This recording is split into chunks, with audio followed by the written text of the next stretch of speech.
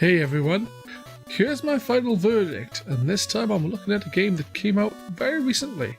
It's Dragon Ball Z Kakarot. It's a game that I've been looking forward to since it was first revealed without a name, but simply known as Dragon Ball Project Z. Yamcha! I like that Naruto game on 360, both of them. I heard that the one on the PS... What?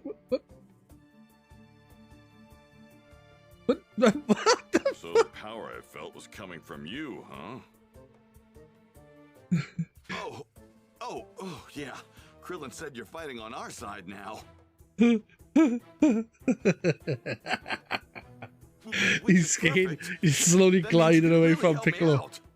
Let me try. The game's story pretty much follows Dragon Ball Z from the Saiyan Saga and concludes with the Buu Saga. There are also intermissions. For example, after finishing the Saiyan Saga, you're able to roam around the world looking for Dragon Balls, hunting for sub-stories, training to level up, all before you continue the story and head to Namek.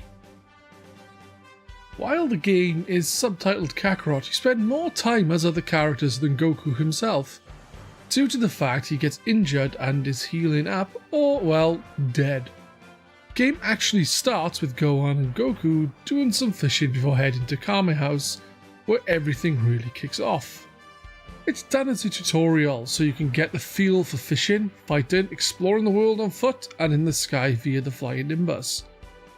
The Flying Nimbus, for those who are unaware, is a golden cloud Goku uses, and he got this in Dragon Ball as a child. It shows the world is pretty large, but while it appears to be open world at first, it's not quite. It's more semi-open world. To go from one area, say Goku's home, to Kami House, you need to go to the map and fast travel to the area in which the Kami House is. And when you are able to fly around using your ki, then you can get around really quickly, which happens early on. We can't talk Dragon Ball Z without talking about the fighting. The fighting is rather good. The combat feels meaty and weighted, but every hit seems to have an actual impact. It's also fast-paced. You're able to use various ki blasts, from simple shots of ki to the Masenko, to the Kamehameha, to the Spirit Bomb, and then you have a bar that fills. It's called the Tension Bar. When full, you can use that to do more damage, and each punch and kick shakes the screen and makes more impactful noises and increases the rumble of your pad to emphasize the power of the hits. While the combat is rather good, I'd say it's just that, rather good. It's, going by my awful memory, very reminiscent of the Tenkaichi and Xenoverse games. And while the freedom to move around and have larger scale battles makes much more sense and feels right with Dragon Ball Z, the combat in games like Budokai series and Dragon Ball FighterZ just feels to be more versatile. The game, like other RPGs, has a skill tree for each character. The skill tree is used to unlock some attacks or make them more powerful, but some abilities and upgrades are locked off in the tree until you have reached a certain point in the game, and even some of them you have to go to a training ground to unlock them by fighting up to 3 other fighters. Sometimes it's Piccolo and Gohan, other times it's 3 Gokus. How 3 Gokus? It's meant to be mental visual training, I believe. It's all in the mind.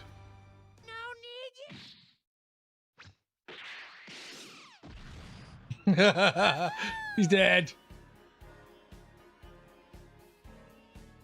Now, Boo has to kill Earth people while we...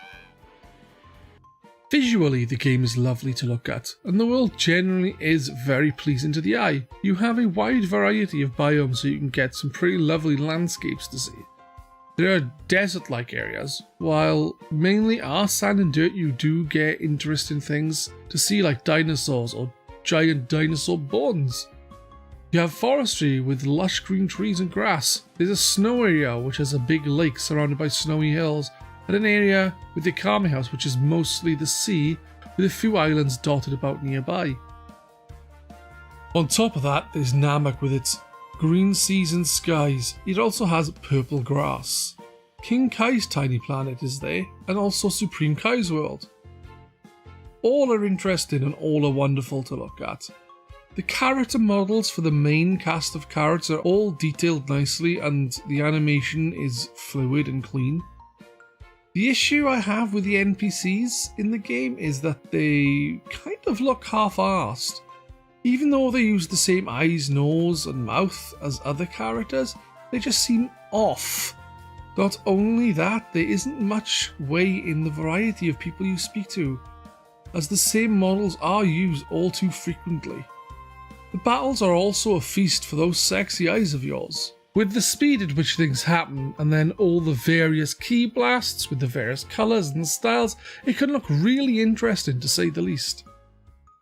The game audio is also good. You have music from the show playing at various points, and the game even starts with Head Chalar and his own montage version of the Dragon Ball Z opening. The music in the show, from memory, was different in the Western version. I think the music in the game is all from the Japanese version of the show. I'll be completely honest and say I am unaware of what music is new and what isn't, but it all suits the game and what is happening on screen at the time. I played the game with English voice acting and it seemed alright. I watched Dragon Ball Z in English back when it was first on Cartoon Network, but I've watched all the Dragon Ball stuff in Japanese since, and I found the voices jarring as I'm simply not used to them. The good thing is, if you prefer one dub over the other, you can change them, though oddly, only in the main menu on the game's title screen. All in all, I've had a good time with the game. I did have a few glitches in my 50 hours playtime, but they were few and far between. It's a game I'd recommend to people who enjoy open world games due to the traversal being enjoyable and quick. And there's a fair bit to see, even though there's not of massive amounts to do, as like most open world games, side missions feel a bit like busy work. And this has that in there. Just general generic side stuff, but overall the package is well done, and while there is the generic side stuff here, getting about as quickly as you can does make it feel less tedious than most open world games. Anyway, my score for this game is 8 Pugsleys out of 10. Right!